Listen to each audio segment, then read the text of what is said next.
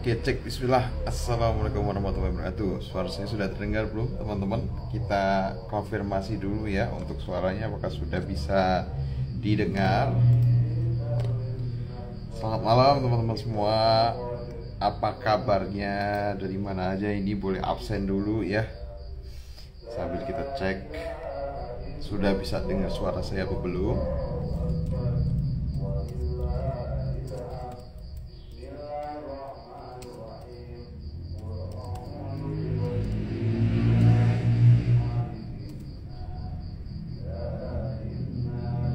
Teman-teman boleh kasih respon ya kalau misalnya sudah terdengar. Boleh di kolom komentar dikasih respon kalau misalnya memang udah kedengeran suara saya. Oh udah ya, udah ada yang jawab soalnya nih. Kak Disa ada ya dari Bandung. Terima kasih Kak sudah diberikan respon. Apa kabar hari ini teman-teman? Weekend ini ngapain aja ya? Maaf ya, agak tertunda untuk live-nya karena tadi ada kendala, ada pemadaman listrik ya. Gak mungkin juga dong live gelap-gelap ya kan. Ya, alhamdulillah kok nyala. Pas jam 8 alhamdulillah nyala, jadi teman-teman semua masih bisa menyapa dan ketemu sama teman-teman semua. Oke, insyaallah bersama saya Zaki nanti saya akan memfasilitasi teman-teman semua sebagai penghubung nantinya kepada narasumber kita Ustadz Yopi Al-Ghifari, yang mana malam hari ini kita akan membahas topik yang cukup banyak menjadi perbincangan belakangan ini ya. Karena ada kasus yang cukup disayangkan ya. Ada, kalau nggak salah kemarin itu ada mertua itu butuh bunuh menantu ya. Boleh diralat kalau benar ya. Jadi masalah tinggal bareng mertua ini juga jadi top komen ya teman-teman. Kita akan membahas tentang seatap bareng mertua nggak apa-apa gitu. Karena ini ternyata jadi bahasan yang cukup serius ya. Tidak sedikit mereka yang menanyakan perihal tempat tinggal ya untuk bersama orang tua.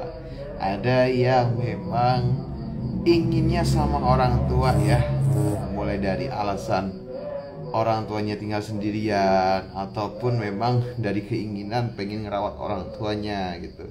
Tapi ada juga yang memang tidak ingin tinggal bareng orang tua karena pengen begitu nikah ajar mandiri, ajar independen gitu. Nah, terlepas dari pilihan dari teman-teman semua, dari konsekuensi yang ada ya, maksudnya dari pertimbangan yang ada, tentunya pemilihan mau tinggal sama orang tua atau tidak ini menjadi hal yang sifatnya memang tergantung pribadi dan kondisi latar belakang masing-masing gitu ya. Nah, namun kita akan coba bahas malam hari ini secara khusus gitu. Jadi disclaimer-nya itu. Jadi buat teman-teman semua jangan ditelan mentah-mentah nanti, tapi dipertimbangkan ibaratnya, dianalisis dari apa yang disampaikan tadi, disesuaikan dengan kondisi aktual teman-teman semua kira-kira seperti apa gitu. Nah, semoga nantinya bisa dari live ini teman-teman semua bisa punya gambaran, pertimbangan ataupun bayangan nanti kiranya dari hal yang harus diputuskan terkait dengan nantinya mau tinggal sama orang tua atau enggak ketika habis menikah. Nah, nanti bisa punya indikator skor yang akan mempermudah teman-teman semua untuk membuat keputusan. Insyaallah seperti itu ya. Nah, itu benar ya. Kemarin di Malang ada berita mertua bunuh menantu wanita yang lagi hamil 7 bulan gara-gara nggak mau diajak begituan ya. Serem ya. Nah, itu jadi waktu belum dalik ya. Makanya kita hadirkan live ini, semoga bisa menjawab keresahan yang ada di masyarakat dan juga semoga bisa menjadi solusi dari jawaban masalah yang ada di masyarakat. Oke, insyaallah. Nah, ini kira Ustadz Yopi insyaallah udah bergabung sepertinya. Saya coba undang dulu teman-teman semua. Sudah belum mulai tapi ternyata sudah tertarik banget sama temanya, udah ada pertanyaan ataupun nanti di tengah-tengah perjalanan live ada pertanyaan, boleh di input di kolom komentar ya, di kolom question box biar nggak hilang gitu. Kalau di komentar takut ketidih. Insyaallah. Assalamualaikum Ustadz Yopi. Waalaikumsalam. Apa kabar Ustadz? Sehat alhamdulillah. Sehat alhamdulillah ya.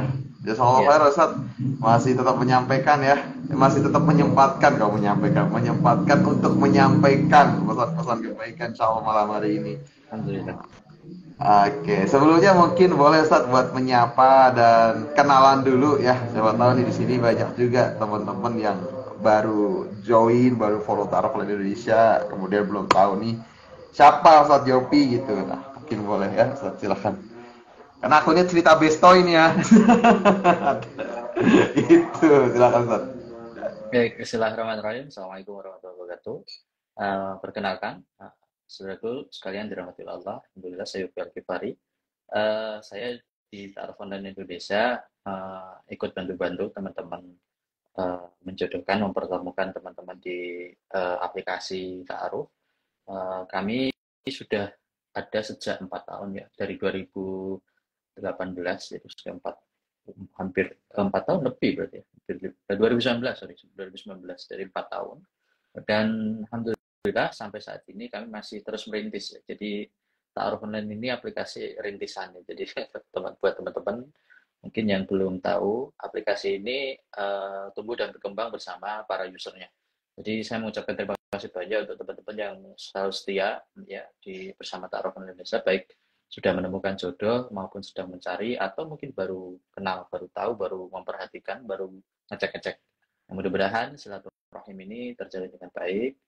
Misi kita ingin visinya Ta'aruf Online itu ingin menjadikan Ta'aruf sebagai solusi satu-satunya umat muslim ya, anak milenial terutama mencari pasangan melalui Ta'aruf ya, metode Ta'aruf itu di wilayah ya, Indonesia. Jadi saat ini Ta'aruf Online masih ada di wilayah Indonesia, meskipun beberapa user atau yang pendaftar itu beberapa ada yang dari luar negeri juga, tapi belum bisa kita proseskan karena memang sebagaimana visi kita saat ini, Indonesia sepertinya masih masih perlu gitu ya, dakwah untuk ta'aruf ini kita kembangkan terus gitu. Itu saya sedikit tentang ta'aruf online dan pendiriannya, mudah-mudahan menjadi inspirasi untuk kita bersama. Oke, baik. Terima kasih Ustaz Yofi. Itu tadi ya sedikit tentang beliau Ustaz Yofi Al-Ghifari dan Ta'aruf Indonesia ya. Jadi terima kasih teman-teman semua ya, berkat dukungan teman-teman semua, wasilah teman-teman semua, kita bareng-bareng bisa bergerak sampai saat ini dan semoga kedepannya teman-teman semua bisa lebih maksimal, kita juga lebih maksimal, kita sama-sama dalam Indonesia buat menjadikan Ta'aruf sebagai solusi utama ya dalam mencari pasangan muslim di Indonesia. Oke, Saat tema malam hari ini cukup menarik dan masih hangat pekan-pekan lalu jadi perbincangan nasional ya, di mana ada kasus itu mertua bunuh menantu gitu Ustaz. Nah, cuman sebelum spesifik sampai ke mertua versus menantu seperti itu gitu. Nah, ini kan kaitannya dengan tempat tinggal ya Ustaz ya. Dengan tempat tinggal gitu. Karena banyak juga Ustaz kalau mau nikah itu pasti gini, kalau Ivan ya, kadang saya belum punya rumah sendiri gitu. Ataupun keluhan-keluhan lainnya karena memang belum punya hunian gitu. Nah, sebenarnya kalau konsep untuk tempat tinggal setelah menikah itu sebenarnya seperti apa sih Ustaz gitu dari kewajibannya itu? Apa harus Ya, punya baik. atau gimana gitu? Silakan. Ya, ya. Bismillahirrahmanirrahim. Alhamdulillah rabbil alamin, hamdan katsiran tayyiban mubarakan fihi kama yuhibbu rabbuna wa yarda. Asyhadu an la ilaha illallah wahdahu la syarika lahu wa asyhadu anna Muhammadan abduhu wa rasuluhu la nabiyya wa rasuluhu ba'da. Allahumma shalli wa sallim wa barik ala sayyidina Muhammadin wa ala alihi wa sahbihi ajma'in. Amma ba'd. Um, Baik, terkait pertanyaan tentang rumah ya, tentang sebetulnya kalau dalam Islam itu, dalam fikih itu sebetulnya menyebutnya tidak tidak ini secara umum, maksudnya tidak spesifik. Artinya memberikan tempat tinggal ya, tempat berteduh bagi istri. Nah, tempat berteduh ini salah satu yang menjadi pokok atau kewajiban bagi laki-laki terhadap pasangannya. Jadi memang ya kalau ada orang yang ngerasa belum bisa mengadakan rumah, belum berani nikah karena belum bisa mengadakan rumah, itu satu faktor yang alasan yang masih bisa diterima. Gitu. Nah, tetapi ya, jangan dipotong sampai di situ. Tetapi rumah ini yang dimaksud di pendapat ya, terutama utamanya di pandangan Syafi'i. Pandangan Syafi'i itu rumah itu uh, hukumnya memberikan tempat tinggal itu wajib. Ya. Hukumnya memberikan tempat tinggal itu hukumnya bagi Syafi'i wajib. Tapi hukum ini bukan berarti kemudian kita harus beli rumah. Bukan harus beli rumah. Ya, bagaimana cara menyelesaikan persoalan? Misalkan, kita belum punya dana untuk beli rumah, tapi kita harus menikah, ya, kita butuh menikah. Kemudian, sedangkan memberikan hunian itu atau tempat berteduh ya, tempat tinggal itu wajib menurut pendapat uh, Syafi'i gitu ya. Maka kemudian dijelaskan di dalam apa namanya kitab fikihnya beliau itu yang dimaksud kewajiban daripada memberikan tempat tinggal itu adalah kalau sudah bisa gugur kalau memang tempat atau sesuatu yang ditujukan tadi yaitu tempat berteduh itu sudah memenuhi syarat. Tuh misalnya ihwannya ngajak tinggal di rumah orang tua. Itu sudah gugur itu kewajibannya. Atau misalkan suaminya tinggal di rumah mertuanya, berarti orang tua si perempuan. Itu gugur kewajibannya. Kemudian kontrak, itu gugur. Ngekos, kos rumah tangga, itu gugur kewajiban. Jadi bukan yang dimaksud kewajiban memberikan rumah itu atau hunian itu adalah benar-benar kita membelikan rumah. Tetapi secara fikih adalah kita memberikan hunian untuk pasangan kita. Dan itu kewajiban. Memberikan hunian itu kewajiban. Yang tapi huniannya seperti apa tadi sudah dirincikan. Sehingga jangan sampai kemudian nanti muncul memberikan rumah kepada istri itu wajib loh. Iya, tapi bukan rumah dibelikan begitu. Kalau udah mampu ya nggak apa-apa. Nah, misalkan ada ya yang kemudian diberikan hadiah oleh orang tuanya rumah. Itu boleh nggak? Ya boleh, itu gugur gitu. Ya, jadi tidak harus selalu keluar dari hartanya sendiri. Ya, selama kemudian perempuannya ridho atas pemberian dari suaminya itu. Misalnya mau ngontrak ngekos ini ya, ngekos rumah tangga ya, kos rumah tangga begitu ya. Boleh nggak? Boleh. Kalau ternyata istrinya mau, ya berarti sudah gugur kewajiban menyediakan tempat tinggal bagi istri. Suaranya putus-putus ya? Masih putus? Putus. Di saya aman. Kalau di saya aman, Ustaz. Kalau teman-teman ada kendala boleh ya di komen misalnya ada kendala. Kalau di saya masih lancar, Ustaz. Ya, jadi di pendapat Syafi'i memberikan hunian itu atau tempat tinggal itu bagi seorang suami wajib. Hukumnya wajib. Tapi huniannya seperti apa ya tadi tidak harus kepemilikan sifatnya. Ya, tapi ada di kontrolnya laki-laki. Jadi kalau misalkan istrinya ridho tinggal bersama mertua atau orang tuanya laki-laki, ya sudah selesai. Gitu. Misalkan dia ridho tinggal di tempat orang tuanya si perempuan, ya sudah gugur kewajibannya. Jangan terus dikejar-kejar, ini kamu belum ngasih rumah aku loh, ini rumahnya bapakku loh. Nggak begitu ya. Tapi kalau misalnya bisa saja misalnya suami istri ini penggiat sosial, nggak mau punya rumah, tapi pingin bangun pesantren, misalnya gitu ya, mau bikin pondok pesantren, ya. Terus tinggal nanti di dalam atau di sebagian kecil di pondok pesantren itu, ya bisa, begitu ya, gugur. Jadi tidak harus dalam bentuk kepemilikan rumah, sertifikat dan seterusnya. Ya, walau ada, gitu ya. Oke, baik. Alhamdulillah. Berarti yang penting memang tadi udah ada tempat untuk bernaung tadi ya, terlepas dari status ataupun sumbernya, Ustaz ya. Yang penting sudah bisa disediakan, sama-sama ridho, bisa digunakan, maka gugur ya kewajiban daripada menyediakan tempat tinggal tadi. Oke. Nah, kita mulai spesifik nih tentang tinggal bareng sama orang tua atau mertua gitu.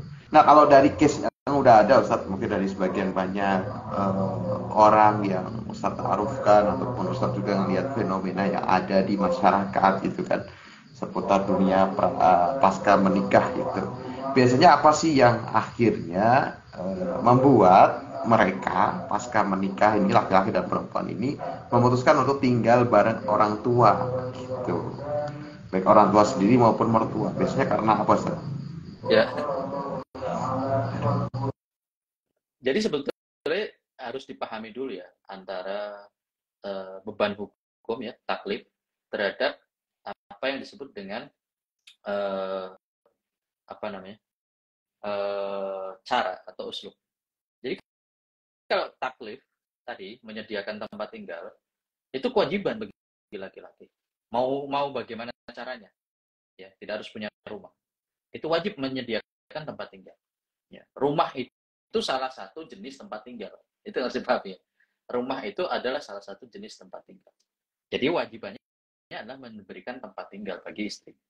Bentuknya banyak, tadi sudah kita sebutkan di bagian pertama. Nah, kemudian pertanyaannya adalah kalau apa sih yang membuat mereka akhirnya tinggal bersama orang tua? Ya tadi biasanya yang pertama persoalan kompromi. Jadi saya belum punya duit saat ini. Kalau saya harus tinggal di tempatnya kamu, orang tua si perempuan, misalnya pertimbangannya jauh dari tempat pekerjaannya, nah cari nafkahnya. Artinya nafkahnya nggak bisa ditinggal. Gitu. Kemudian kayak saya dulu ya, waktu nikah itu kan sebetulnya diminta tinggal di sana, tapi karena jauh dari tempat nafkah, karena saya dan istri itu beda pulau ya. Dan akhirnya saya yang bawa istri ke sini. Dengan awal-awal tentu saya tinggal dengan orang tua, tapi nggak lama gitu ya. Karena saya sebelum nikah pun dipesani sama guru-guru saya kalau lebih baik ya, itu kalau menikah itu lebih baik visinya adalah tinggal sendiri. Visinya tinggal sendiri. Jadi jangan kemudian memang jangan 100% menggantungkan ya udahlah tinggal sama mertua aja. Tapi sekali lagi ini berdasarkan kemampuan, peluang, opportunity, ya SWOT ya, kelemahan, kekuatan, ancamannya masing-masing dari tiap pasangan. Nah ini harus dibicarakan.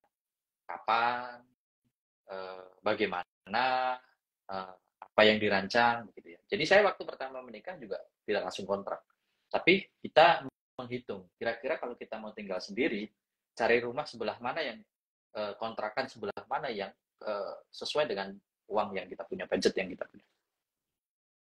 Terus, tapi visi kami waktu itu jelas kalau kami ingin tinggal terpisah dari orang tua. Karena itu orang tua saya berarti ya. Jadi di kota saya waktu itu, jadi istri ikut saya. Ya.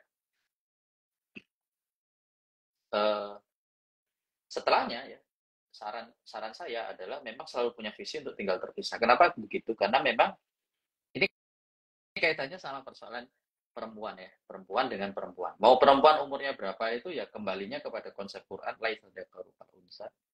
Kemudian laki-laki dan perempuan itu berbeda, kemudian ada konsep tentang bagaimana perempuan itu secara psikologis. Nah, sehingga itu menjadikan beberapa hal kenapa perempuan dan perempuan itu, apalagi dengan pengalaman yang berbeda itu, dengan karakter perempuan ya yang cenderung pada perasaan, itu memang sebaiknya diberikan ruang yang terpisah. Walaupun tidak semua ya. Sebetulnya orang tua saya itu, ibu saya itu khususnya itu agak unik, mungkin agak jarang ya. Karena tipikal ibu-ibu yang sebetulnya tahu menempatkan diri. Cuman ya kembali lagi bahwa saya dan istri sudah sepakat bahwa harus tinggal terpisah dengan orang tua, maka ya kami mencoba mengusahakan itu terjadi. Dan alhamdulillah sampai hari ini kami tinggalnya sudah sendiri, ya, tidak bersama orang tua. Gitu. Nah itu ternyata benar karena dengan memisahkan antara perempuan walaupun sebaik-baik ya, baik-baik saja misalnya tidak ada masalah apa-apa, tapi secara psikologis biasanya istri jauh lebih tenang kalau dia tinggal tidak bersama dengan mertua, lebih tenang dia. Ya. Kenapa? Karena beberapa hal ya yang harus dipertimbangkan ketika tinggal dengan orang tua. Dan orang nanti di sini ada ini ya, ada posisi orang tua ya, ada posisi orang tua bagaimana ketika seorang menantu, artinya bukan dari awalnya bukan keluarganya, kemudian masuk menjadi keluarganya ini, menyikapi kondisi-kondisi di dalam rumah. Jadi pertimbangannya kenapa milih tinggal bareng orang tua, biasanya pertama faktor finansial. Yang kedua biasanya persoalan tribe ya, atau budaya. Misalnya biasa orang Sunda itu suka ngumpul satu rumah, atau orang Jawa lah ya di desa itu suka ngumpul satu rumah. Saya masih punya tetangga yang dulu itu rumahnya nggak gede, nah, anaknya ada 5. Nah, kakak-kakaknya yang 2 sudah menikah, itu bareng tinggal di satu rumah, cuman beda kamar. Jadi ya, jadi ketika masuk ke ruangan kamar ya udah mereka sudah sendiri-sendiri, dunianya udah beda gitu. Itu kan fitrah ya. Artinya mereka pengen punya privacy gitu. Meskipun di rumah yang sama. Nah, ini yang harus kita harus kita sadari betul bahwa uh, oh kembali ke basicnya bahwa bahkan maaf ya Fatimah saja anaknya Rasulullah SAW itu dibangunkan rumah kecil oleh Nabi, diberikan rumah ya nggak seberapa besar ya, tinggalnya terpisah juga dari Nabi, tinggal bersama Sayyidina Ali bin Abi Thalib. Rumahnya dari Rasulullah yang menguri karena Sayyidina Ali waktu itu memang miskin sekali keadaan.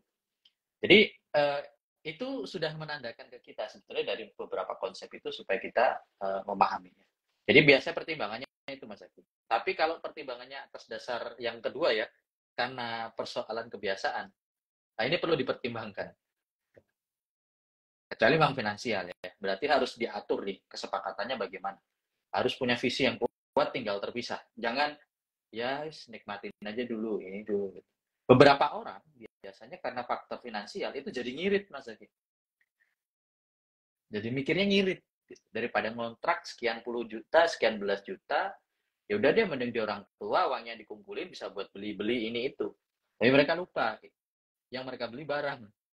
Sedangkan yang mahal tuh ketenangan. Nah, gitu. Jadi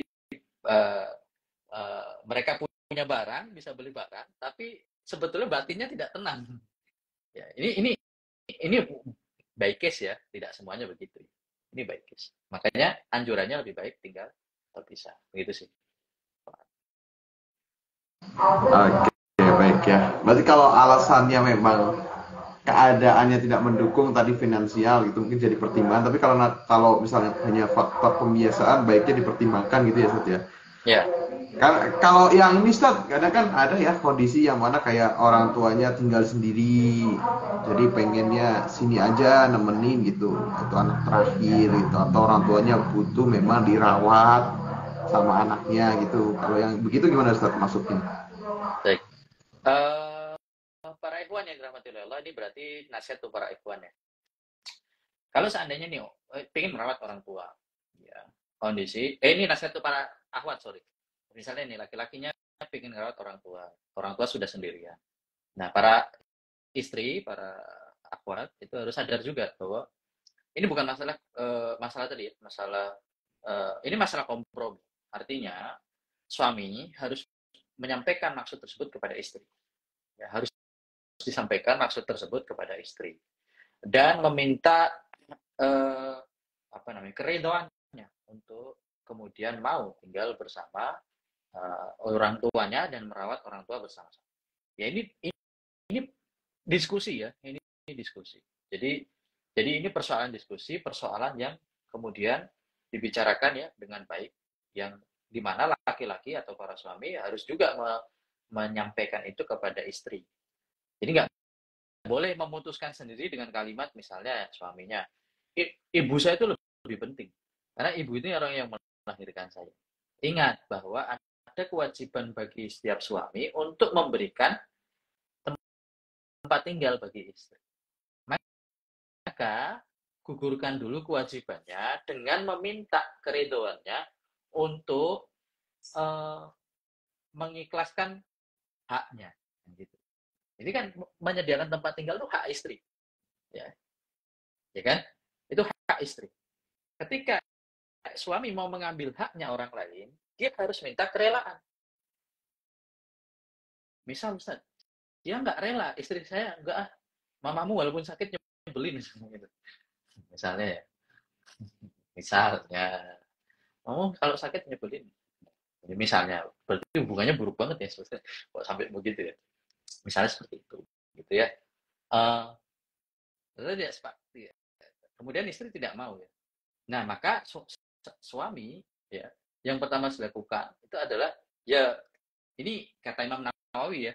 Ini kata Imam Nawawi bukan kata saya. Ini bukan logika saya. Ini Imam Nawawi di dalam kitabnya beliau di Fikih Imam Nawawi ya.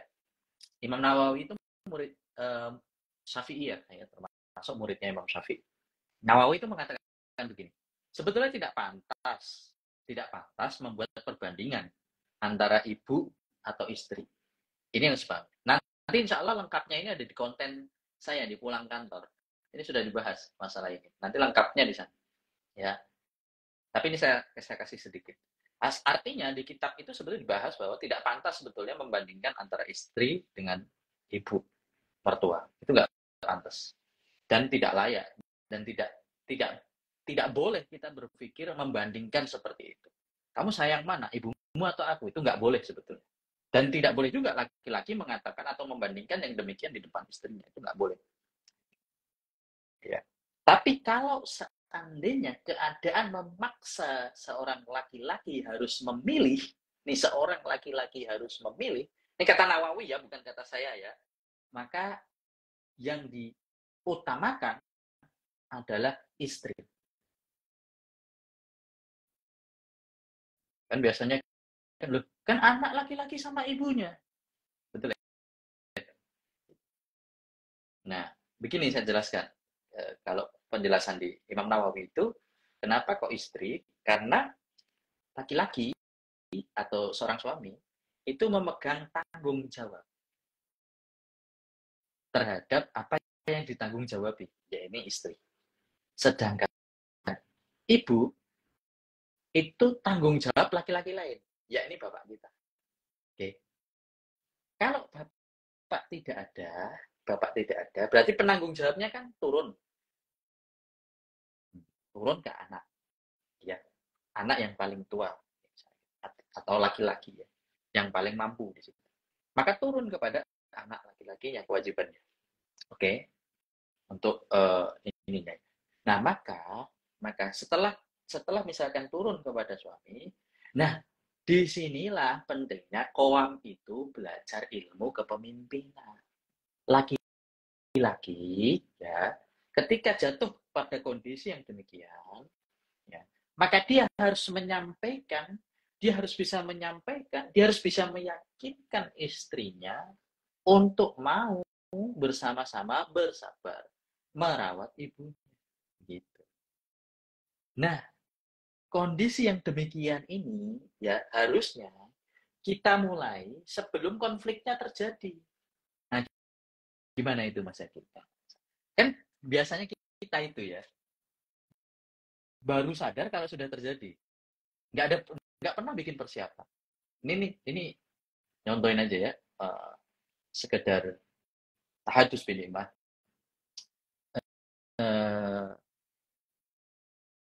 Saya itu kalau sama istri itu membiasakan kalau saya punya sesuatu, istri dapat sesuatu, saya selalu bilang, Dek, ada nggak yang bisa dikasih buat ibu?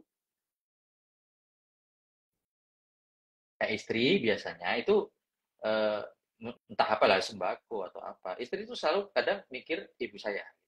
Ini nanti buat ibu kasihin ibu dan seterusnya. Terus saya antar tuh. Saya nggak mau misalnya maksudnya sekedar saya yang ngasih. Tapi ingin istri itu nganter ngasih ke ibu. Kenapa? Untuk mempererat kasih sayang di antara keduanya, bonding. Jadi suami kudu pinter. Jangan jadi jembatan. Maksudnya jangan jadi perwakilan, jangan jadi jubir. Ibunya ngomong gini udah disampaikan ke dia. Enggak. Kalau bisa itu anak sama istri sama ibu itu didudukkan atau carikan waktu sering-sering buat bersama. Diajari juga bagaimana istri supaya ngasih ke orang tua kita. Nah, nanti ketika terjadi sesuatu keadaan yang diharuskan memilih, saya yakin 100% istrinya pasti akan bilang ya udah yuk kita sama ibu dulu aja. Jadi sebetulnya kalau perempuan itu sulit dengan ibu, itu jangan-jangan suaminya kurang gitu. Agak kurang dalam mendidik. Sehingga jangan selalu menyalahkan kondisi antara tadi, memilih antara antara istri atau ibu. Tidak tepat kalau seperti itu. Tapi suaminya yang harusnya ngerti. Misal, ternyata sejak awal nikah tidak cocok. Sudah tahu tidak cocok. Ya bagaimana caranya ya dengan komunikasi yang kan nggak mungkin kalau orang nggak cocok ya. Ini sesama perempuan ya, kalau nggak cocok pun biasanya, apalagi sama ibu sendiri ya. biasanya nggak diliatin, betul ya? Nggak mungkin diliatin lah, diliatin kalau nggak suka itu nggak mungkin. Biasanya ngomongnya di belakang. Suami itu yang jangan disampaikan jelas-jelas. Beberapa suami itu justru malah memperkeruh keadaan gitu loh. Malah kadang-kadang marah ke istrinya, loh kamu jangan gitu sama ibuku. Wah, jangan gitu cara komunikasinya.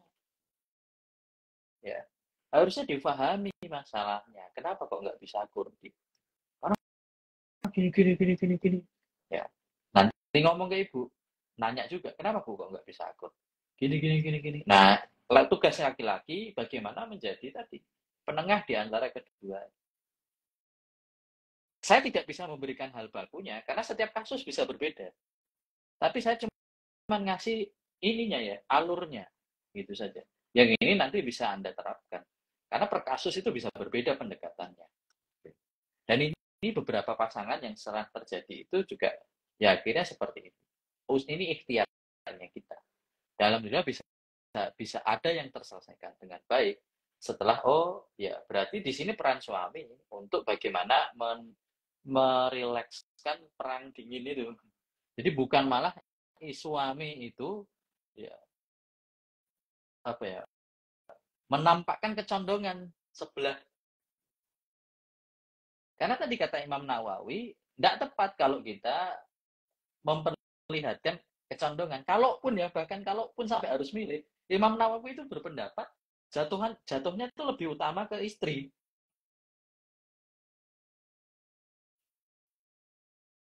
Dan ini relate sama hadis Nabi. Yang mana tuh? Tungkaul mar'ah li arba. Nikahi wanita karena 4. Yang terakhir apa? Agamanya. Kenapa suruh nikahin karena agamanya? Kalau antum ketemu masalah seperti ini, wanita solehah tahu cara menyelesaikannya. Bayangkan Anda nikah dengan wanita yang nggak tahu ilmunya. Makanya berat. Nabi menitik beratkan pada poin ini. Kenapa? Bukan sekedar faktor kalau orang nikah itu, kalau orang tahu agama itu nanti akan sering ngaji di rumah. Enggak. Tapi dengan pemahaman yang sahih, dengan ilmu-ilmu yang didapat oleh perempuan ini karena agamanya baik, dia tahu bagaimana harus bersikap dengan orang tua meskipun tidak sefaham. Saya tuh pernah dengar cerita ada seorang suami istri, istrinya itu sebetulnya nggak pernah sepaham sama ibunya si laki-laki. Tapi tahu nggak mas, dirawat loh mas sama istrinya. Tapi kalau kita pernah ngobrol itu ya cerita, sebetulnya dia nggak sepemikiran, nggak cocok dengan ibunya. Tapi kenapa kok dia mau merawat ibunya? Padahal nggak sepemikiran. Kadang-kadang maaf ya, akhlaknya ibunya nggak baik ke istrinya. Karena istrinya belajar Islam. Dia tahu persoalan birrul walidain. Birrul walidain itu tidak boleh pakai syarat. Saya akan baik sama ibu saya kalau ibu saya baik ke saya. Nggak ada begitu. Kalau belajar konsep birrul walidain, ingat ya, mertua itu orang tua kita. Bukan orang tuanya istri. Makanya saya itu kalau biasain di rumah sama istri itu, kalau manggil bapak ibu, saya bukan bapakmu, ibumu. Saya manggilnya bapak ibu. Artinya bapakmu ya ibuku, bapakmu ya bapakku, ibumu ya ibuku. Apa-apa yang terjadi dengan bapak dan ibumu, ya sesuatu sebagaimana menimpa bapak ibuku. Jadi jangan membuat dari bahasa saja, itu kita bisa mengkondisikan kalau betapa pentingnya mertua itu posisinya sebagaimana orang tua yang melahirkan kita. Nah, bagaimana kalau kita menikah dengan wanita yang nggak baik agamanya? Nggak baik agamanya itu bukan karena nggak sholat, tapi karena nggak nyari ilmu. Kita nikah dengan perempuan yang kurang agamanya, akhirnya yang terjadi apa? Ini bahas perempuan karena ini lagi konteksnya pas sama mertua ya. Tadi saya sudah membahas laki-laki ya, jangan dibilang nanti saya suka nyerangi perempuan. Tadi di awal saya sudah membahas laki-laki ya, jadi kalau yang baru gabung sekarang, jangan tiba-tiba menyimpulkan saya kok perempuan terus yang salah. Tadi sudah saya salahkan tuh laki-laki di awal ya. Ini biar adil. Artinya, nah kita tuh ya aneh masalah belajar itu loh. Belajar kok pengennya menang semua itu kan bingung sih. Ya toh? Kita itu laki-laki sama perempuan itu porsinya beda itu aja. Pelajari hak-hak dan kewajiban masing-masing. Ya jangan saling melihat kewajiban suami istri melihatnya kewajiban suami. Dipantau terus kewajibannya. Suaminya gitu juga, mantau kewajiban istrinya terus. Tapi saling memberikan lah. Ya. Nah, kembali lagi tadi. Makanya kemudian kenapa nikah dengan suami istri yang baik agamanya? Tadi loh, kayak kasusnya orang sekitar saya itu. Meskipun dia nggak cocok sama ibunya tetap dirawat. Begitu saya tanya, lah kok aneh mbak? Menurut saya aneh ya. Aneh nih, kasus kayak mbak ini jarang gitu. Kok kok mbak mau gitu ya. Biasanya ini kalau udah keras gini nih nggak cocoknya, terus apalagi tinggalnya ini sendiri apa bareng gitu. Saya nanya gitu. Jawabannya gampang. Ya karena saya niatnya birrul walidain. Udah. Beliau kan ibu saya juga. Gitu loh. Sama kayak kita beda pendapat dengan orang tua kita ya kandung. Apa mungkin masa iya sampai kita benci banget sama orang tua kan enggak boleh. Abu Hurairah itu ibunya benci Nabi. Benci sekali. Abu Hurairah itu paling malas kalau pulang ke rumah. Pulang bukan malas karena birrul walidain. Bukan malas karena ini karena ketemu ibunya. Tapi karena ibunya setiap pulang ke rumah itu selalu menghina Nabi. Dan bagi Abu Hurairah itu menyakitkan. Karena apa? Karena yang ngomong ibunya. Tapi apa yang diperintahkan oleh Nabi kepada Abu Hurairah? Tetap pulang. Kamu mesti punya ibu. Diurusi. Ya. Dan sabar. Kata Nabi, saya sabar. Itu. Ya. Dan sabar. Masalahnya gini loh. Nah, ini ada yang tanya ya. Pengen tahu amalan mbaknya biar punya hati seluas samudra. Gampang kok teman-teman. Ini saya kasih tahu ilmunya. Saya kasih tahu ya. Bukan amalan ini. Ini faktor idrok silabillah. Faktor merasa ada ikatan dengan Allah. Orang itu kalau punya ikatan sama Allah, yang dicari apa sih mas? Keriduan Allah ya. Orang itu kalau punya ikatan sama Allah, yang dicari itu keriduan Allah. Dia sudah nggak lihat itu makhluk mau apa ngomong sama dia, mau menuduh apa, mau nyibir apa, dia sudah nggak peduli. Selama dia melakukan sesuatu karena Allah Ta'ala perintahkan dan Allah jelas ridho di dalam, maka dia kerjakan dengan sepenuh hati. Meskipun itu kadang-kadang wa asya'an syai'a wa asya'an takrahu syai'a wa huwa khairul lakum wa asya'an tuhibbu syai'a wa huwa syarrul lakum. Meskipun boleh jadi sesuatu yang kita anggap tidak enak itu ternyata itu baik buat Allah. Dan boleh jadi sesuatu yang kita cintai, yang kita anggap baik itu ternyata itu buruk buat kita di mata Allah. Ya karena dia mencari keridhaan Allah, maka sudut pandangnya manusia ke penilaian manusia tadi itu tidak sama dengan yang dinilai oleh Allah. Contohnya ya birrul walidain. Apakah saya harus tetap taat kepada bapak ibu saya, sedangkan bapak saya dari kecil tidak pernah pulang ke rumah, dia meninggalkan saya waktu kecil dan ibu saya, dia tidak pernah menafkahi, setelah tua pulang minta dirawat. Apakah saya harus merawat yang demikian? Jawabannya apa Mas Egi? Jawabannya iya, harus dirawat. Itu jawaban anak soleh. Amin. Kenapa kok mau mas? Dia kan tidak pernah. Urusan dosanya bapak saya itu urusan bapak saya sama Allah. Dan saya nggak boleh membuat dosa lagi yang sama kayak bapak saya kepada Allah. Yaitu apa? Durhaka dengan dia. Karena Allah perintahkan saya untuk birrul walidain kepada orang tua saya. Titik. Itu kalau cari ridhonya Allah. Kalau mau cari ridhonya manusia, ya nggak mungkin mau. Gitu ya. Kok bisa begitu? Ya karena yang dicari ridhonya Allah. Yaitu berupa pahala, surga. Itu. Jadi akan ringan kalau kita bicara tentang itu. Masalah itu ya. Masalah itu mohon maaf kan. Masalah itu ya. Berapa lama sih Mas? 10 tahun? 15 tahun? 20 tahun? Nah, itu kan lama Ustaz. Iya, lama. Bagi orang yang nggak pernah berpikir tinggal di akhirat. Kalau kita pakai logika hidup selamanya di akhirat, kita akan bilang 20 tahun itu sebentar.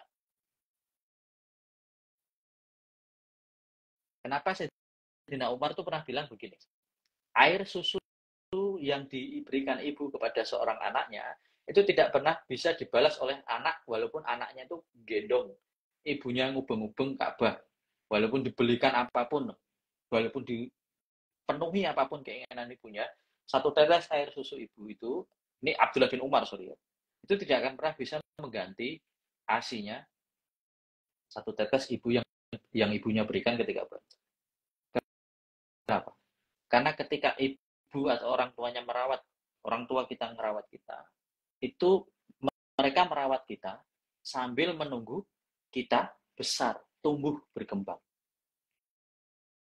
Tapi kita ketika merawat orang tua, itu nunggu mereka wafat. Itulah mengapa nggak akan pernah ketemu, nggak akan pernah bisa membalas kebaikan orang tua. Bayangno orang tua waktu merawat kita itu sambil mengharapkan kehidupan kita. Jadi lebih baik ya nak, tumbuh ya nak, jadi besar ya nak. Tapi kita ketika merawat orang tua tuh nunggu dia meninggal. Maka nggak kan pernah ketemu kata Ibnu Umar. Abdullah bin Umar pernah bilang. Makanya nggak pernah sepakat. Maka dari itu teman-teman, ya diniatkan kan Allah. Kalau mau ringan. Persoalan birrul walidain, ketaatan itu harus diikaskan kepada persoalan ibadah. Maka semuanya salahkan kita. Mudah amat. Baik, alhamdulillah ya. Jawaban tadi jadi motivasi buat kita semua ya untuk bisa birrul walidain dan juga melihat kondisi tadi sebagai peluang untuk bisa beramal soleh gitu. Oke. Sekarang saya coba untuk ke bagian ini mungkin ya, manajemen resikonya gitu Ustaz. Bahwa tinggal dengan banyak orang ya, apalagi banyak orang yang dimaksud di sini adalah kan mereka udah saling menikah, yang artinya sebenarnya mereka itu sudah punya entitas lembaga keluarga yang berbeda ya Ustaz ya, gitu. Walaupun ibaratnya si bapak ibu saya dia punya konsep keluarga dia sendiri, terus saya nikah dengan istri saya punya konsep keluarga saya sendiri. Nah, terus tinggal dalam satu rumah gitu. Nah, kira-kira resiko-resiko apa saja yang mungkin terjadi ketika akhirnya satu rumah demikian gitu. Dan juga tadi di kalimat pembuka Ustadz pas awal kita live itu kan laki-laki dan perempuan itu sejatinya punya koridor kehidupan sendiri-sendiri gitu. Nah, terus tadi menukil dari contoh yang Ustadz sampaikan, ada di sejumlah daerah yang kalau tinggal rame-rame, ada yang gitu. Maksudnya kakak adik udah saling menikah masing-masing, tapi tinggalnya masih sama orang tua satu rumah gitu. Nah itu kan ada sosok yang nggak mahram juga gitu. Nah kira-kira gimana tuh cara strateginya untuk menyikapi kondisi-kondisi demikian? Mungkin yang masyarakat belum sadar gitu, Ustaz. Atau Ustaz? Ya, ini saya tuh buka kitab bentar ya. Siap, Ustaz. Nah, Buat teman-teman yang pengen tanya boleh di kolom question ya. Silakan Ustaz. ya. Jadi Rasulullah SAW itu pernah menyampaikan bahwa ipar itu maut. Ya, maksudnya apa? Ipar itu bukan saudara mahram. Jadi kalau satu rumah itu ada misalkan 3 anak, tiga-tiganya menikah tinggal di satu rumah. Saya anaknya perempuan semua, tiga-tiganya. Oh, enggak, deh. Selang-seling. Laki-laki, perempuan, laki-laki. Nah, kemudian tinggal bersama. Nah, ini harus dipahami fikihnya. Sebenarnya tinggal bersamanya itu enggak ada larangan. Tapi ini harus paham fikihnya. Dan sepemahaman saya, sangat berat untuk dilakukan jika mereka harus tinggal satu rumah. Saya bukan bilang tidak mungkin, tapi sangat berat. Karena ada persoalan mahram, kemahroman di dalam. Apa konsekuensi kemahroman? Berarti ada aurat yang harus dijaga. Nah, ini kan sulit ya. Kita tinggal sendiri sama suami aja sulit.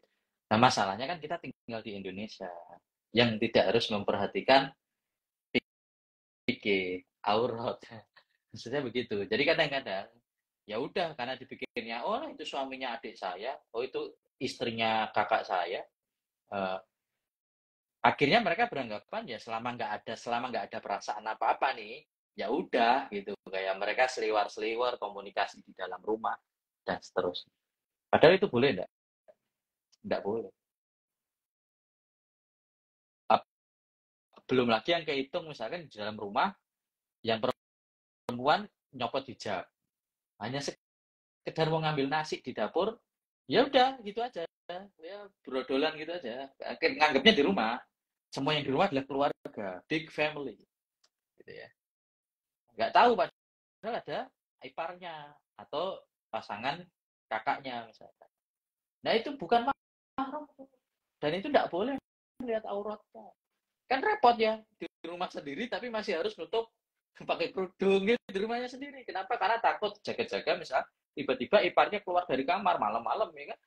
Si uh, adiknya lagi ngambil lauk di belakang rumah tiba-tiba iparnya keluar dari kamar masuk ke belakang. Ya karena kita nggak paham fikihnya, ya biasa aja nggak nutup aurat. Tapi kalau keluar rumah mau berangkat kerja, auratnya ditutup. Padahal di dalamnya ada iparnya. Ipar itu bukan mahram. Sehingga beratnya di situ. Beratnya harus tinggal sekumpul itu yang harus diperhatikan. Nabi SAW mengatakan bahwa ipar itu maut. Ya. Nabi mengatakan ipar itu hammu. Ya, hammu. Jadi hammul maut. Ya, Nabi mengatakan qala ya alhammu al-maut. Jadi ipar itu hammu itu adalah maut. Maut itu maksudnya apa? Membunuh. Membunuh itu apa? Ya kalau orang nggak paham nih, dosa paling banyak itu di situ. Beberapa banyak hari ini orang yang tinggal bersama karena nggak paham ipar karena dianggapnya adalah sudah bagian dari keluarga. Itu berapa banyak yang auratnya kelihatan di dalam rumah. Yang harusnya di rumah itu menjadi tempat kita buka aurat gitu, boleh buka aurat. Tapi karena ada ipar jadi nggak bisa. Ya udah gerah itu. Nonton TV pakai kerudung. Nah, TV-nya cuma satu misalnya di tengah ruangan ya kan. Pikir ibunya ya ayo ngumpul nak, ngumpul yang penting ngumpul gitu. Ya, repot ya. Anaknya yang perempuan harus kerudungan terus gitu. Ya. Kenapa toh kamu kok di rumah kok pakai kerudung aja? Ibunya nggak ngerti. Itu, makanya penting kita belajar dulu sebelum beramal gitu. Belajar. Makanya itu ya. Kenapa ipar disebut maut oleh Nabi SAW atau alhammu ya. Alhammu al-maut ya. Itu maut. Kenapa? Karena gitu. Ya, ulama al-lais itu berkata alhammu itu sebetulnya ipar atau saudara laki-laki dari suami. Jadi keluarga gitu.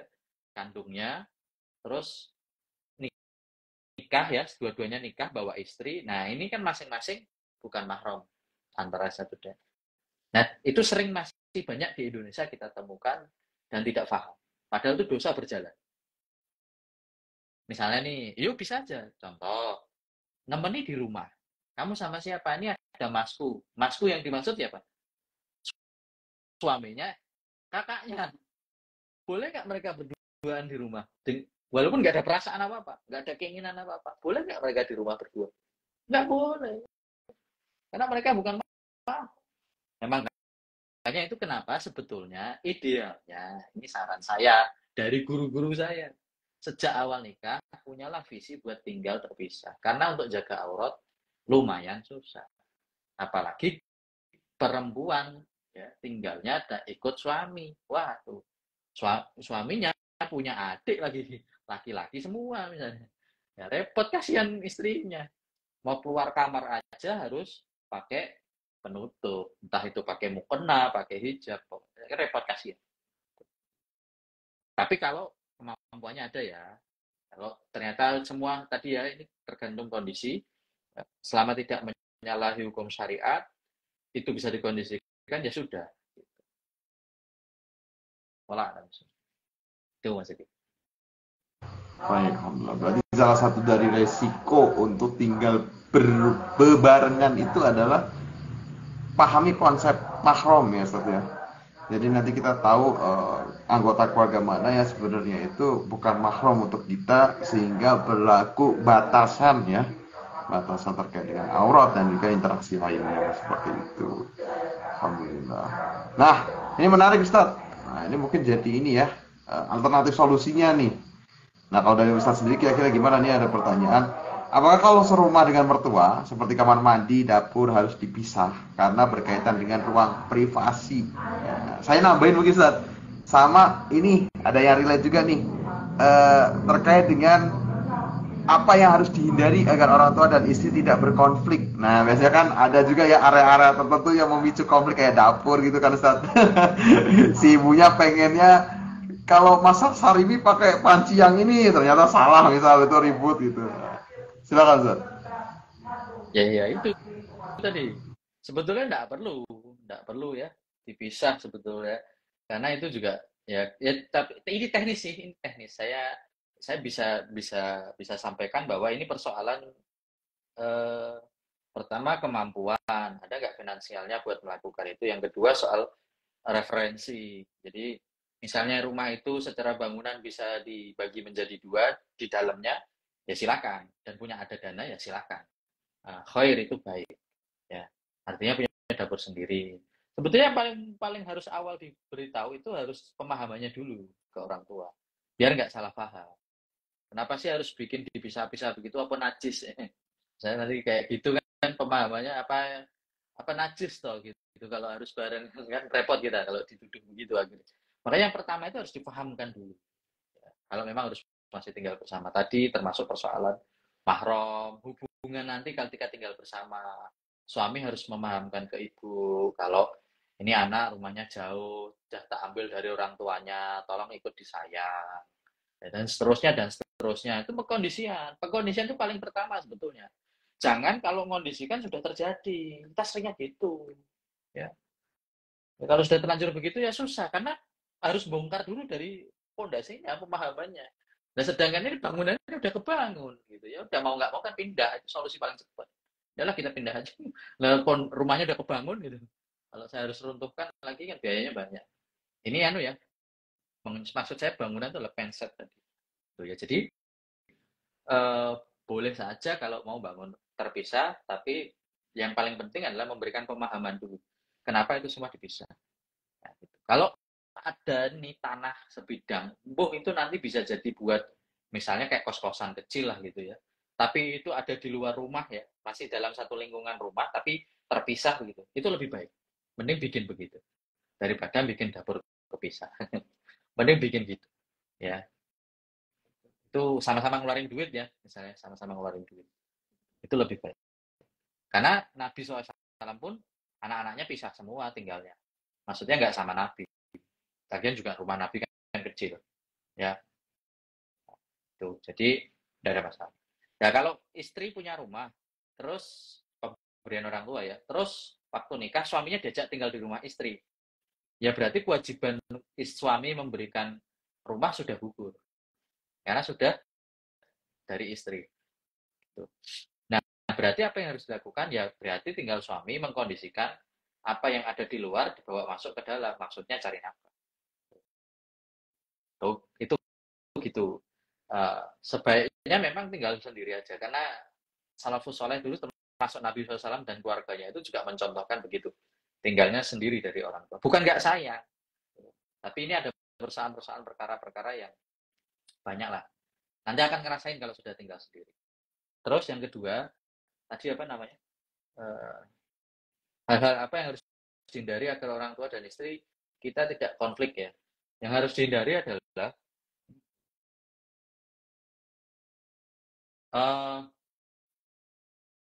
nggak bisa. Saya sebetulnya kasihan mau ngomong gini tuh saya. Karena gini, mereka itu perempuan. Saya tadi kan di awal ngomongnya. Ini bahan bakunya sudah perempuan. Perempuan tuh pakainya perasaan mikirnya. Ya. Yang kadang buat kita laki-laki itu remeh. Itu remeh tuh. Perkara naruh sandal itu remeh buat laki-laki. Ya udah sih sandal kan ditaruh di situ. Ya udah sandal pakai aja nggak apa-apa. Itu buat perempuan tahu sandalnya dipakai ibunya nggak bilang itu bisa masalah. Ibumu tuh kasih tahu kalau pakai sandal bu ya jangan yang itu kan punya aku. Kalau aku lagi mau pakai gimana? Hmm? Sih buat kita nggak masalah. Gitu. Ini terjadi walaupun ilmunya tinggi ya, walaupun perempuannya ngaji juga punya ilmu. Karena perempuan tuh lemahnya di akal, ya. Jadi bagaimana biar tidak berkonflik? Ya rumahnya dipisahin aja. Itu udah yang paling gampang itu udah. Enggak. Tapi kalau menghindari misalnya ternyata kondisinya memang harus serumah dulu. Hal-hal yang harus dihindari adalah gini, ini sebetulnya lebih banyak kemasukan ke orang tua ya. Kalau ada para orang tua di sini, ini masukannya lebih banyak kepada orang tua. Para orang tua harus ngerti juga bahwa tidak semua hal, ya itu tidak semua hal itu patut diurusi oleh orang tua. Urusan Anda terhadap anak itu, kalau untuk anaknya laki-laki, maka itu selesai ketika dia balik. Ya seandainya nih, tinggal bersama pas sama istri, berantem mereka di rumah itu. Otomatis kan pasti orang tuanya tahu. Sebisa mungkin para orang tua jangan pernah ikut-ikutan. Ini cerita sedikit ya, biar tahadus dunia, biar ada gambaran. Waktu saya tinggal sama orang tua itu pernah terjadi dengan saya. Ya namanya rumah tangga. Ada perselisihan, biasa. Ketika perselisihan terjadi, ibu saya itu dengar, karena kamarnya cuma ada pada depan gitu. Dengar. Tapi, ketika pagi harinya, ya ibu saya itu melakukan aktivitas seperti biasa. Seperti seolah tidak ada pernah terjadi apa-apa. Ya udah, nggak ada pembahasan apapun, nggak ada dibahas. Tadi malam ngapain? Nggak ada. Ya udah sih, masak aja. Udah makan, udah gini, ini, gitu. Nah ini masukan untuk orang tua selama anak masih tinggal bersama, biarkan mereka itu hidup dengan di ruangnya. Kalau mereka lagi berantem, ya udah biarin mereka berantem. Biarkan mereka menyelesaikan masalahnya. Orang tua jangan ikut. Harus tahu konsep batasnya. Kenapa para ulama dulu menyarankan untuk tinggal itu? Karena batasan teritori itu kalau kita pisah, kelihatan.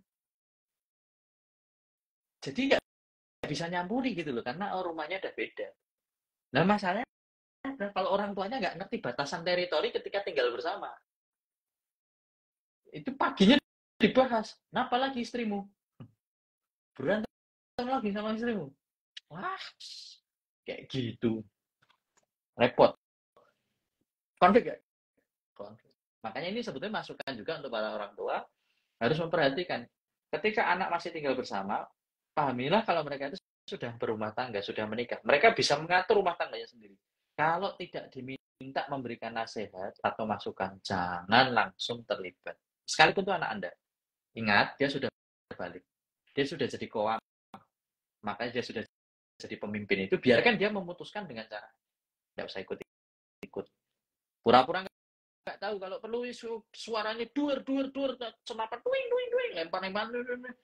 Bangun pagi itu kayak dah nggak dengar apa-apa gitu. Saya nggak dengar apa-apa. Orang tua saya begitu, Mas. Orang tua saya begitu. Makanya sebetulnya nggak pernah konflik. Tapi saya memang memahami karena ngerti idealnya ya lebih baik sekalian tidak serumah.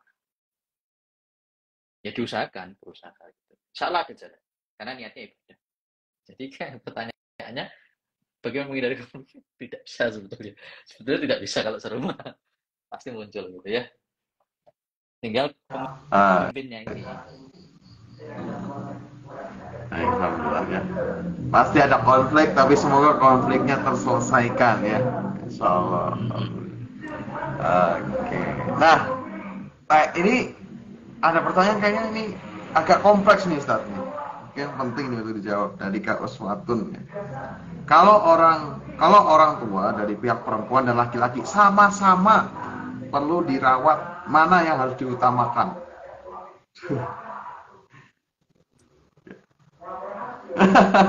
Tapi saya rasa mungkin harus ada perjalanan panjang ya sampai buat cari solusinya ya, karena pasti bukan masalah pilihan ya. Atau gimana kalau dari Ustaz? Gini. Coba Mas Zaki jawab. Kalau saya pasti jawabannya pasti ada jalan lah, bukan dipilih gitu. Harus dikulik lagi lebih dalam gitu. Pasti ada solusinya biar dua-duanya ke cover gitu. Teknis. Itu konsep. Teknisnya kalau Kalau teknisnya, kalau saya masih punya saudara ya, istri punya saudara, ya kita coba bernegosiasi sama saudara, bisa nggak di-handle kamu, karena saya harus handle yang di sana misalnya gitu, ataupun sebaliknya gitu. Ya, jawabannya ya jangan dipilih udah. Jawabannya ya rawatlah orang tua kalian bareng-bareng. Ya, kalau saudaranya perempuan dan laki-laki sama-sama harus dirawat, biarkan yang laki-laki merawat orang tuanya, biarkan yang perempuan merawat orang tuanya. Maksudnya gini loh, kan kan merawat ya, misalnya kan merawat ini harus nginep, harus bersama terus misalnya. Saya nggak tahu nih kondisinya bagaimana. Misalkan harus menginap terus, ya Pak, ya kan bisa diatur waktunya. Maksud saya begini, misalnya ya tadi kata Mas Zaki, kalau ada saudara bisa lah menggantikan kalau setiap ya mungkin 3 hari sekali gantian nih sama saudara yang lain atau sama keluarga yang lain. Ya, yang satu bisa. Oke, kembali lagi ke rumah ya. Jadi ini saya nggak tahu kasusnya, tapi saya menggambarkannya nggak tahu detailnya maksudnya. Tapi menggambarkannya dua orang ini suami istri ini sudah tinggal terpisah dari orang tuanya gitu ya. Ketika mereka merawat, oh ibunya si perempuan sakit, oh bapaknya si laki-laki sakit, bareng harus butuh dirawat. Ya pertama cari dulu saudara yang bisa diajak gantian. Yang kedua, ya udah sama dirawat aja, jangan dipilih begitu. Iya, cari ngobrol dulu gitu. Mas ini ngobrolnya lebih ke teknis sebetulnya. Intinya semangatnya sama, ingin merawat orang tua. Teknisnya aja tinggal diatur. Gimana kalau Senin sampai Selasa ngerawat orang tua saya karena saudara-saudara saya di hari Senin dan Selasa tidak bisa. Atau sebaliknya, bagaimana kalau ngerawat orang tua saya di weekend, Sabtu sama Ahad. Karena saya bisa libur di hari itu. Itu kan teknis ya. Ya. Makanya teman-teman jangan pernah kalau punya masalah itu diadu begitu. Enggak semua masalah itu ya cocok untuk jadi aduan banteng gitu. Enggak, makanya kita salah salah menaruh cara menyelesaikan masalah itu kadang-kadang ditabrakkan begitu. Nih masalah, salah. Maka dibicarakan dulu solusinya gimana. Dilihat semuanya dari perspektif saudara, perspektif orang tua, pertimbangannya apakah yang ini masih punya saudara yang itu enggak, atau sebaliknya. Yang mana yang urgent, mana yang butuh waktu lebih intensif. Kata saya Taqiyuddin An-Nabhani rahimahullah ta'ala, dalam kitab Nizamul Istima'in fil Islam itu dijelaskan bahwa hubungan suami istri itu bukan hubungan atasan dan bawahan. Ingat ya, hubungannya adalah persahabatan. Dan Nabi mengatakan, enggak, sahabat sebaik-baik sahabat itu adalah pasangan kalian. Nah, kalau sahabat yang terbaik adalah pasangan kita, ya maka lakukanlah diskusi sebagaimana kita kalau ngobrol sama teman, minta pendapat teman. Jangan ngomongnya gini, istri taat sama suami, ibunya suami sakit nih, urusin dulu dong orang tua suami, kan harus taat sama suami. Bukan hubungan bos dan pembantu, bukan begitu. Hubungannya sahabat, gini, ngobrol kalian. Biasanya ini perkara teknis kok. Jadi pembicaraan teknis ya. Biar nggak, segera dapat solusinya. Biar nggak muter-muter. Kalau ada bisa. Oke, baik. Semoga Allah mudahkan ya. Baik, Ustaz. Nih teman-teman udah dapat input baru terkait dengan tadi ya, beberapa faktual dan juga resiko yang mungkin dihadapi ketika tinggal bareng sama orang tua ataupun orang tua plus saudara gitu.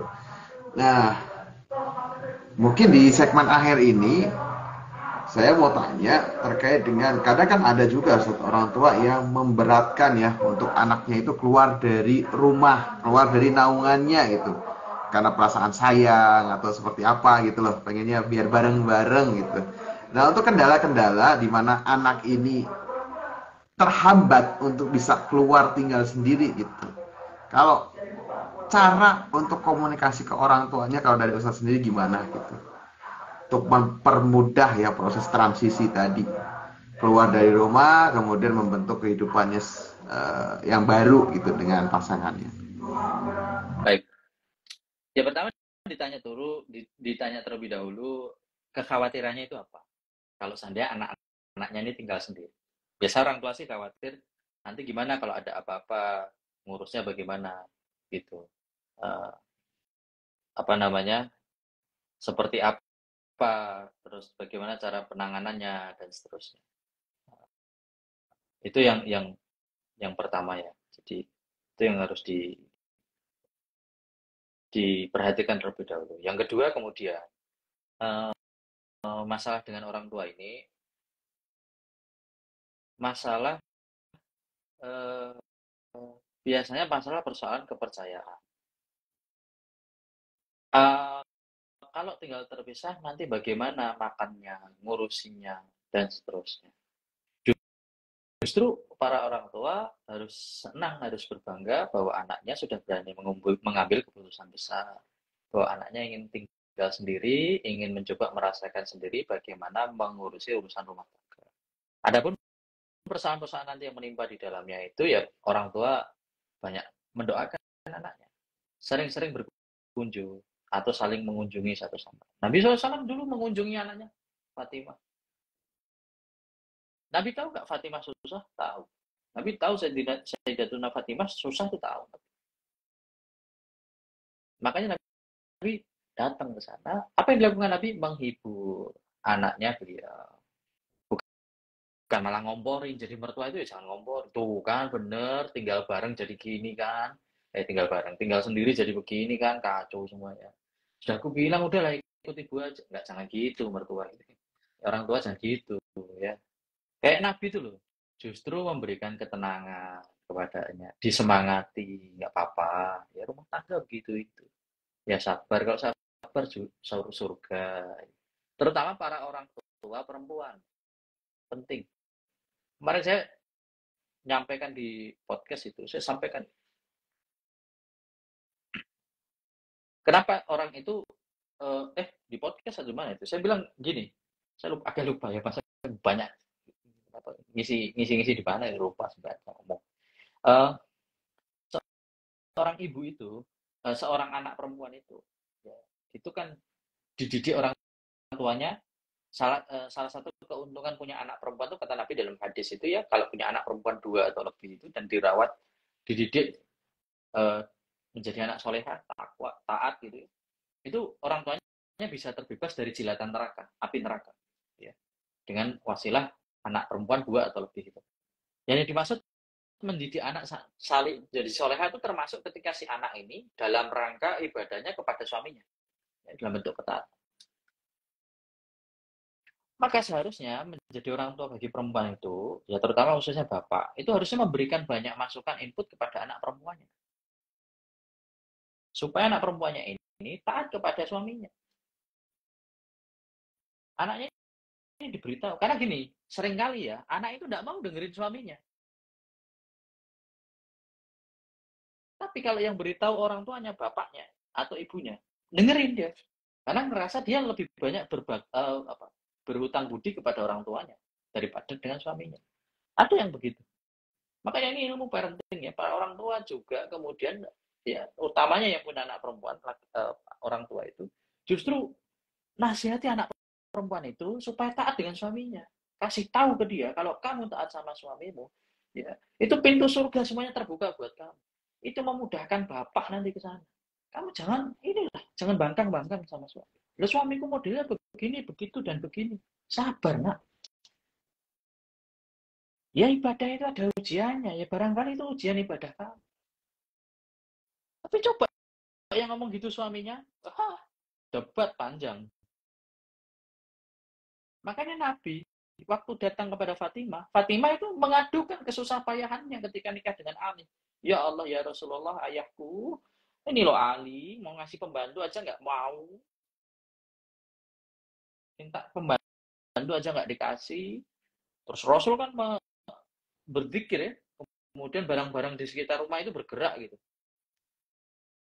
Bergerak, yang ini ya, apa namanya itu, gilingannya itu kan giling sendiri. Sambil berzikir kepada Allah. Kemudian atas izin Allah, gilingannya berhenti. Nabi sebenarnya mengatakan pada Fatimah, sebetulnya kalau mau bikin begini ini, bisa dengan izin Allah. Cuma pertanyaannya di mana kemudian pahala sabarnya para istri? Bukankah kebaikan mereka itu ada di dalam rumahnya itu? Nah, kalau semuanya itu begitu, nah di mana pahalanya para perempuan? Siapa yang ngomong itu? Ali? Bukan. Yang ngomong Nabi, bapaknya Fatimah kepada anaknya. Fatimah dinasihati oleh bapaknya. Nah, ini parenting. Orang tua perempuan itu terlibat dalam urusan mendidik anak perempuannya, sekalipun anak perempuannya sudah sama suaminya. Karena kadang-kadang anak perempuan tuh nggak mau dengerin suaminya. Para orang tua harus pahami. Yang menguatkan anaknya, ya bapaknya, orang tua. Penting ya. Wah, tapi orang tua saya nggak bisa begitu. Nah, itulah makanya kita ini kan lahir dari keluarga yang nggak ada yang belajar, gitu loh. Ya udah nggak usah mengutuki nasib. Sejak nanti kita jadi orang tua, kita belajar. Punya anak nih, belajar. Nanti jadi orang tua itu gimana? Nah, insya Allah generasi-generasi setelah kita yang belajar itu, kemudian kehidupan rumah tangga yang menjadi lebih baik kualitasnya.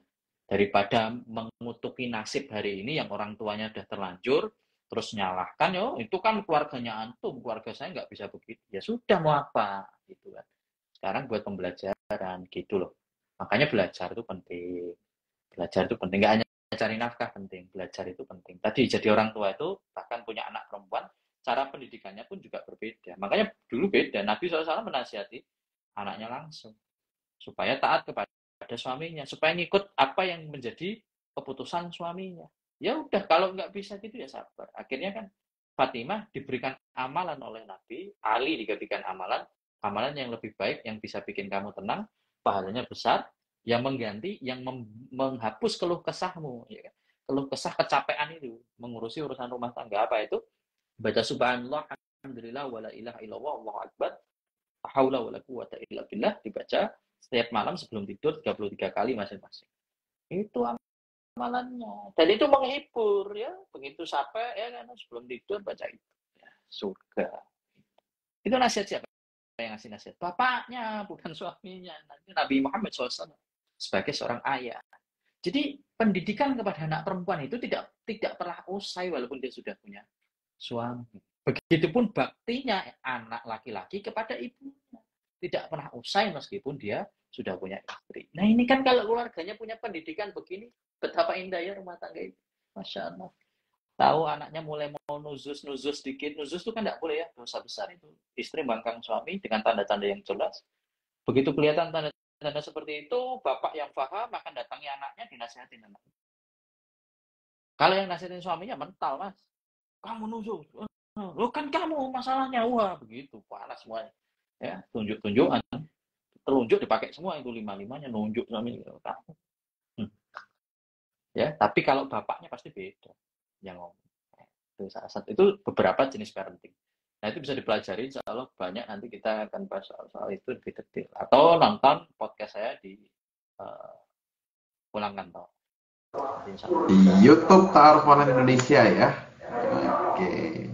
Alhamdulillah. Baik Ustadz, jazakallah khair atas obrolan yang luar biasa dan teman-teman semua ya yang sudah menyimak sampai di tahap akhir ini. Mungkin sebagai akhiran Ustadz, barangkali ada closing statement ataupun pesan buat teman-teman Ya, untuk penutup. baik. Gini teman-teman yang dirahmati Allah, para ibu, para mertua, para anak, ketahuilah bahwa kita ini menikah itu untuk beribadah.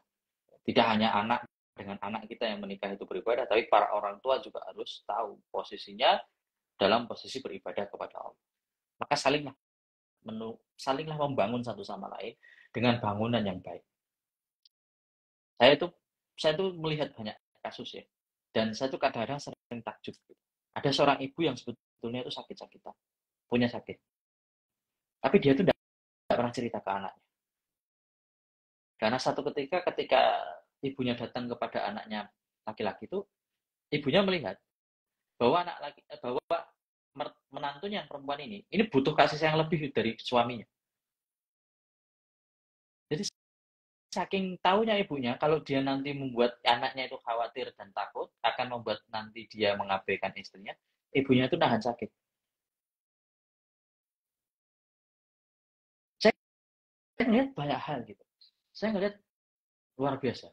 Kok ada ya tadi ya, anak yang seperti tadi yang saya ceritakan, terus yang nggak cocok sama ibunya atau mertuanya tapi tetap dijalankan karena Allah. Ini ada mertua yang rela tidak nampakkan kesusahan, kesakitan ke anaknya supaya anaknya nggak bingung buat ngatur urusan rumah tangganya. Ya kembalikan lagi, ketika para orang tua dan para anak ini ya itu hanya memfokuskan diri untuk mengabdi kepada Allah, maka apapun yang mereka lakukan itu dalam rangka untuk mencari pengabdian kepada Allah. Jadi orang kalau ngabdi sama Allah, memang aktivitasnya nggak masuk akal. Orang itu kalau ngabdi sama Allah, aktivitasnya itu nggak masuk akal. Seorang ibu bisa menahan rasa sakitnya sendiri supaya anaknya itu nggak khawatir. Itu susah. Karena tahu kok anaknya perempuan lebih butuh. Ya teman-teman, ibu atau mertua atau siapapun itu, tolong, itu orang tua. Kalau Anda tidak sepakat, jangan Anda sebar aibnya di media sosial. Dan jangan jadikan itu budaya di sosial media. Anda kalau punya masalah itu, cerita sama suami Anda. Suami saya tidak menyelesaikan masalah, cerita sama bapak Anda. Anda punya bapak, cerita sama bapak Anda. Kalau nggak punya, cerita sama ibu. Nggak punya, cerita sama paman, cerita sama kakak, cerita sama keluarga. Sosial media tidak akan menyelesaikan masalah Anda. Jadi, kalau Anda ada masalah dengan keluarga, selesaikanlah dengan baik-baik. Dalam Islam, kalau sudah tidak ada jalan keluar, berpisah pun bisa dilakukan. Kalau ternyata hubungan saling menyakiti, saling memukul, saling menghantam satu sama lain terus-menerus begitu, kata-katanya makin pedas, makin wah pakai fisik dan seterusnya. Tidak apa-apa, bisa.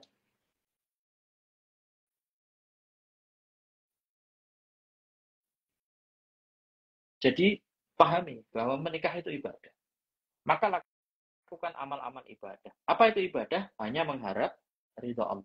Meskipun aktivitasnya aktivitas sosial, aktivitas muamalah, tapi tetap lakukan itu karena Allah. Kenapa kamu kok mau ngurusin ibumu padahal kamu nggak cocok sama dia? Karena ini Allah yang perintahkan. Kenapa kamu mau taat sama suamimu padahal suamimu tuh kayak gitu? Karena Allah yang perintah. Kenapa kamu sayang sama istrimu sih padahal istrimu kayak gitu, dah kayak gitu kasar dan sebagainya? Karena Allah yang perintah. Kenapa ibumu nggak mau ngerepoti kamu, benar bertahan sendiri sampai ke sana kemari, khawatir kamu begini dan begitu? Ibunya ditanya, karena ibunya ingin melakukan itu karena apa? Maka yuk, ketika kita nanti membangun rumah tangga, kita asah perasaan kita. Ya, para suami bertanggung jawablah sama apa yang ditanggung jawabkan kepada. Kalau ibumu masih punya bapak, masih punya suaminya, maka sebetulnya ibumu itu dalam tanggungan suaminya. Maka istrimu tetap jadi prioritas. Tapi kalau ibumu sudah tidak ada bapaknya, maka kompromilah dengan istri. Ajarilah dia adab yang baik ke orang tua. Jangan hanya ketika ada masalah baru dimulai cara baik. Mulai dari sekarang. Belum ada masalah, belum ada apa-apa, bikin bonding. Diajak main bareng lah, pergi bersama, diajak saling memberi, tahadu, ya, saling memberi. Para suami itu harusnya mengeratkan hubungan, bukan dibiarkan begitu saja. Karena semua rasa cinta itu butuh proses. Dan itu tidak bisa tumbuh hanya ketika ada masalah. Maka tanam dari sekarang. Siapa tahu bulan depan, tahun depan, musim depan, pohonnya sudah tumbuh dan berbuah dengan indah. Wallah ada. Alhamdulillah, jazakallah khairan Ustaz atas nasihat-nasihat baiknya ya. Alhamdulillah. Terima kasih juga teman-teman yang sudah sampai di tahap akhir ini. Semoga apa yang disampaikan itu bermanfaat. Dan buat teman-teman yang mungkin ingin memulai ikhtiarnya untuk bertaruh, insya Allah boleh cek di bio kami. Teman-teman bisa dapetin info lengkap mengenai Taruhan Indonesia, mulai dari produk knowledge, yang kemudian alur prosesnya seperti apa, boleh untuk dikepoin dulu. Nah kalau udah yakin, udah siap mau nikah, pengen lanjut ikhtiar lewat ta'aruf, bisa download aplikasinya, isi CV-nya, dan nanti bisa langsung ikut flow dari aplikasinya, insya Allah gitu. Dan buat teman-teman yang mungkin punya masalah yang lebih rumit, yang kompleks, nggak ada teman ngobrol, nah di Ta'aruf Indonesia juga ada layanan konsultasi. Nah, udah pas banget di sini juga salah satu fasilitatornya itu Ustadz Yopi, yaitu nanti mungkin teman-teman bisa ngobrol di ruang yang lebih privacy. Kalau misalnya tadi mohon maaf sekali belum bisa terjawab di live ini gitu. Kalau misalnya dibutuh obrolan yang lebih privacy, yang lebih tajam gitu karena sesuai dengan kebutuhan teman-teman sendiri, nanti boleh dicari untuk program layanannya seperti apa. Kalau memang cocok nanti boleh bisa kontak-kontak admin gitu. Insya Allah itu yang dapat kami sampaikan. Kita bertemu di live di pekan depan, tentunya yang nggak kalah menarik. Kalau teman-teman punya referensi narasumber yang ingin kita hadirkan, boleh banget buat DM kita ataupun teks IG kita di sosial media mereka gitu, biar mereka notice juga, ataupun teman-teman boleh komen juga di konten-konten kita. Nah, siapa tahu nanti kita bisa hadirkan dan kita bisa belajar bareng di Ta'aruf Indonesia. Sekian dari kami, kita tutup dengan doa kafaratul majelis. Subhanallah wa bihamdika, asyhadu an la ilaha illa anta, astaghfiruka wa atubu ilaik.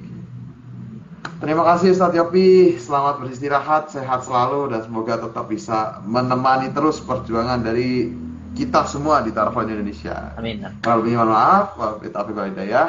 Assalamualaikum warahmatullahi wabarakatuh. Waalaikumsalam warahmatullahi wabarakatuh. Saya izin pamit ya. Waalaikumsalam. Waalaikumsalam.